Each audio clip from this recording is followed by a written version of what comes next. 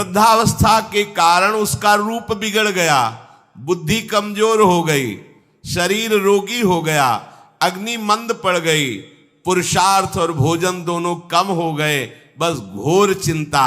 अब पता ही नहीं चल रहा, सोच निकल गई,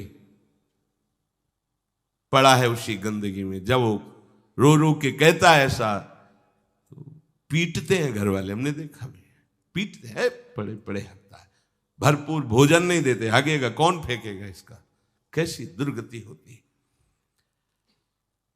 इसमें जो शब्द लिखा है, आस्तेव मत्योपन्यस्तम गृहपाल इवाहरन, गृहपाल कहते कुत्ते को, कुत्ते की भांति वो सबके अपमान सहता रहता है और रूखे सूखे टुकड़े खाकर जीवन निर्वाह करता है, फिर भी उसे भगवान की याद नहीं आती।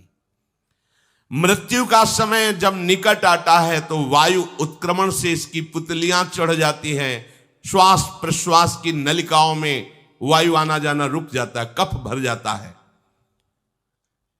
अब इसे श्वास लेने में भयानक कष्ट होता है, कंठ में घुरघुराहट, पर उसका मोह उन्हीं अपने बच्चे, परिवार, घर, शब्द, ये सब छूट जाएगा। बड़ी दुर्गति है। अंतिम समय क्या सोच रहा है, ये पत्नी छूट जाएगी, बेटे छूट जाए, और बेटों ने क्या उनके साथ व्यवहार किया, ये मोह है, ये मेरा कमाया हुआ मकान कैसे छोड़ सकता हूं, तो छिपकली बन के आना, इसी मकान में रेंगना। पक्का आपका अंतिम फाइनल आपका चिंतन होता है, आपका चिंतन वही बनेगा जो जीवन भर आपने किया, उसके परिणाम में बंधु बांधव आकर घेर लेते और मनाने लगते हैं कि अब जल्दी मर जाए, भगवान उठा लें इसे। मृत्यु पाश के वशीभूत महान कष्ट को भोगता हुआ अपने परिवार का चिंतन करता है। वो मूड ये भी नहीं सोच पा रहा कि अगर अंतिम समय कृष्ण बोल दूं, राधा बोल दूं तो काम बन जाए। कुटुंब का भरण पोषण और मोह में लगा हुआ यमराज के दूत आते हैं, मार मार के उसके प्राणों को खींचते हैं। वो तो मार वही जानता है जिस पे पड़ती है, पर सोचता कौन है, विवेक है नहीं, इसलिए सोच काम नहीं करती। भयंकर रोष युक्त नेत्र वाले, जिनके देखने से पेशाब छूट जाए, तभी तो आप देखो मरने वाले का शौच और लघु शंका सब छूट जाती है, देखने मात्र से, इतने वो भयानक है। वो देखकर भय के कारण मलमूत्र त्याग कर देता है। सा दृष्ट्वा त्रस्त हृदय स्रकन मूत्रम विमुंचति, इतना भयावह स्वरूप होता है उनकी घुड़क, और उनकी मार की टट्टी पेशाब सब छोड़ देता है। यमदूत उसे भयंकर यातना देते हुए प्राण खींचते हैं। अब ये तो वही जानता है जिसके खींचते हैं। बाहर वाले सब घेरे बैठे हैं, कोई एक बार भी नाम नहीं बोला। अगर एक बार बोल देता राधा तो भाग जाते यमदूत और वो बच जाता। पर यह सौभाग्य तो जिसने जीवन में धर्म किया है, कहीं ना कहीं भगवद आश्रय लिया, उसको ये मिलता है। जैसे कोई घोर अपराधी को सिपाही बांधकर ले जाते हैं, उसी प्रकार रस्सी में बांधकर बलात् उसको यमलोक की लंबी यात्रा कराती है। रास्ते में पिटाई, घुड़कियां, उसे प्यास लगती, पानी नहीं दिया जाता, तपती हुई भूमि पर चलाया जाता है, कुत्ते नोचते हैं, व्याकुल होता है, भूख प्यास उसे बेचैन कर दी। पर यहां किसी की भूख नहीं मिटाई तो तुम्हें रास्ते में भोजन नहीं मिलेगा। यहां कभी किसी को पानी नहीं पिलाया तो एक बूंद पानी नहीं मिलेगा तुम्हें। ये कर्म भूमि है। दावानल जैसी दहकती हुई भूमि पर उसे चलाया जाता है। तप्त बालुका में मार्ग में जब एक पग भी आगे बढ़ने की सामर्थ्य नहीं होती, मूर्छा जाती है, मार मार के उसे चेतना में लाते हैं यमदूत, फिर घसीटते हैं। महान दुख में अंधेरे मार्ग से अत्यंत क्रूर यमदूत उसे यमपुरी को ले जाते हैं। कितना मार्ग? 99,000 योजन मृत्यु लोक से। ये ऐसे नहीं कि कोई गप लिखी हुई है, नहीं नहीं। अब जैसे तिहाड़ जेल है, अब जानते ही नहीं तो क्या जानोगे, कहां तिहाड़ जेल, जाओ देखो जाके। आजीवन कारावास, कैसे बड़े कठोर कठोर, जैसा अपराधी वैसा दंड विधान। यहां थोड़ी दया है क्योंकि हृदय है, वहां हृदय नहीं है। वहां हृदयहीन शासक तुम्हारे पीछे लगाए जाएंगे। हृदय ही नहीं है, बस एक एक कर्म का हिसाब। जो हमने पढ़ा था पहली बार तो होश उड़ गए थे। जो यहां दूसरे का मांस खाते हैं ना, कोल्हू में पेरे जाते हैं। कोल्हू जैसे गन्ना नहीं पेरा जाता, लगा दिया कोल्हू में पेरे जा रहे। मरना है नहीं, सोचो कितना कष्ट। फिर इसके बाद समसी से मांस नोच कर उसे खवाया जाता है। होश में हो जाओ। 99,000 योजन का मृत्यु लोक से यमलोक का मार्ग है, लिखा हो 99,000 योजनानाम सहस्राणी नवतिम नवचाध्वनः त्रिभिर्मुहूर्तैर्द्वाभ्याम वा नीतः प्राप्नोति यातनः। एक योजन का मतलब 4 कोश, 99,000 योजन।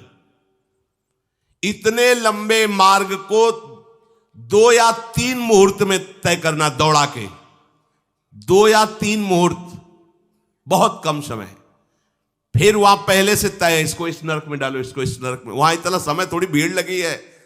जैसे अपने एक फोड़ा हुआ तो अपने इतने कष्ट समझते, अस्पताल जाओ देखो चीख लगी, किसी का पैर टूटा, किसी कुछ, ऐसे ही वहां सब हिसाब हो रहा है। उसको धधकती हुई लकड़ियों में जलाया जाता है, कहीं दूसरों के द्वारा काट काट कर उसको उसका ही मांस खिलाया जाता है। यमपुरी के कुत्तों के भयानक दांत होते हैं, जिंदा, अब मरना है नहीं वहां। भयानक गिद्धों के द्वारा आंतें खींची जाती है। यहां सांप बिच्छू डांस जिसको मारा है वहां भयंकर रूप रखकर उसका खून पीते हैं। हिसाब है बहुत होश में। यहां तुम किसी के शरीर को काट दो तो मर जाएगा, वहां ऐसा नहीं होता। वहां बार बार काटा जाएगा, मरोगे नहीं, पीड़ा वैसे ही होगी। बड़े भयानक कष्टों को भोगता है। तामिस्त अंध तामिस्त रौरव आदि नरकों को भोगता है। हे माता, भगवान कपिल देव जी कहते हैं, जो पुण्य आत्मा लोग होते हैं स्वर्ग आदि में जाकर पुण्य भोगते हैं, लेकिन दोनों को फिर गिरना होता है, क्योंकि वो भगवान का भजन नहीं किए, इसलिए पुण्य भोग कर मृत्यु लोक आते हैं, वो पाप भोग कर नरक से मृत्यु लोक आते हैं। माता जब उनके भोग संपन्न होते हैं नरक आदि के, अब वो जन्म लेते हैं। फिर यहां ध्यान से सुनना, जब जीव को मनुष्य शरीर में जन्म लेना होता है तो प्रकृति में वर्षा के साथ आता है। प्रकृति में वर्षा के साथ आया और फसल में मूली गाजर गेहूं अन्न, इनमें वो जीव प्रवेश करता है और उसे माता पिता दोनों पाते हैं। तो सप्तम धातु वीर के रूप में परिणित होता है जीव। वो वीर कण के रूप में माता के उदर में जब प्रवेश करता है तो एक रात्रि में मां का और पिता का, दोनों का वो जो वीर मिलता है, उस रज और वीर के मिलने से एक कलल सा बनता है। 5 रात्रि व्यतीत होने के बाद एक बुदबुदा सा बनता है। 10 रात्रि व्यतीत होने के बाद एक बेर की सी आकृति होती है। फिर उसके बाद उसमें धीरे धीरे मांसपेशियां बढ़ने लगती हैं। 1 महीने में उसके सिर निकल आता है। 2 महीने में हाथ पांव अंगों का विभाग होता है। 3रे महीने में नख रोम अस्थि चर्म स्त्री पुरुष के चिन्ह प्रकट हो जाते हैं। 4 महीने में मांसादि 7 धातुएं प्रकट हो जाती है। 5वें महीने में चेतना जागृत हो जाती है। जैसे अपने चेतना, ऐसे 5वें महीने में गर्भस्थ शिशु की चेतना जागृत हो गई। जीव है पर चेतना 5 महीने बाद मां के गर्भ में जागृत। अब उसे भूख लगती है, प्यास लगती है, वहां की तापमयी जलन पीड़ा, छोटे छोटे कीड़ों के द्वारा काटना। 6ठे मास में झिल्ली से लपटा हुआ मां की दाहिनी कोख में कीड़े की तरह तड़पता है।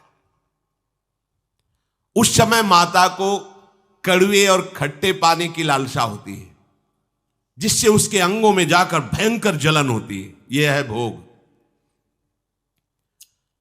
वो कृमि कीड़े की तरह तड़पता है।